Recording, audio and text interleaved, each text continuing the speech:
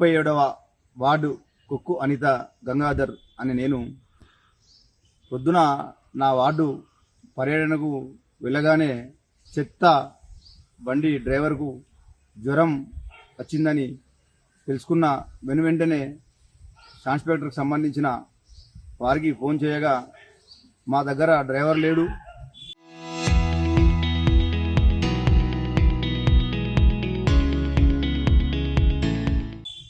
డ్రైవర్లు అందుబాటులో లేరు అన్న పదం తప్ప ఏదో ఒక డ్రైవర్ను పంపి అన్న మేము తీపిస్తాం అన్న పదం లేకుండా మేడం ఇన్ఛార్జ్ గారికి కూడా ఫోన్ చేయడం జరిగింది.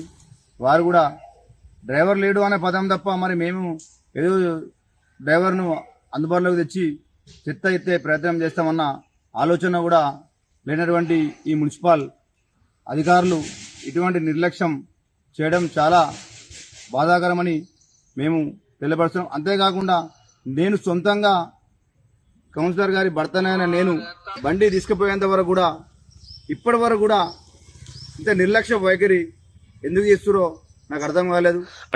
బండి ఆటో తీసుకొని నేనే వెళ్ళి చెత్త సేకరించి బండిలో వేసి ఒక వాళ్ళని ఏమొస్తుంది అక్కడ ఉన్న ఆఫీసర్ కరెక్ట్ ఉంటాయి కదా, ఈ జవాన్లు అనేది సాన్ ఇన్స్పెక్టర్ చెప్పేది అక్కడ ఒక్కొక్క వార్డులో 3 జవాన్లు, ఒక్కొక్క దగ్గర 4 సాన్ ఇన్స్పెక్టర్లు.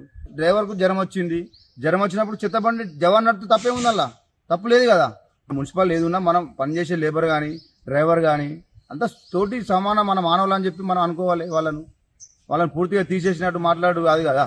డ్రైవర్ రాకుంటే జవాన్ నడపాలి బండి, తప్పే ఉందల్లా.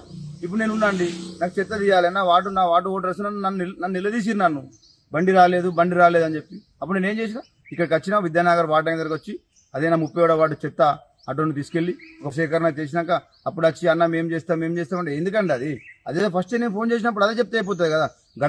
గత కౌన్సిల్లో కూడా ఎప్పుడైతే వారు బండారు రజనీ నరేందర్ గారు గెలిచినప్పుడు కూడా సరే వారు నరేందర్ గారు మధ్యలో వారి 37వ వార్డు నిర్లక్ష్య వైఖరి మున్సిపల్ అధికారులకు ఎందుకు ఈ వైఖరి లేస్తున్నారు అర్థమైతే మాకు.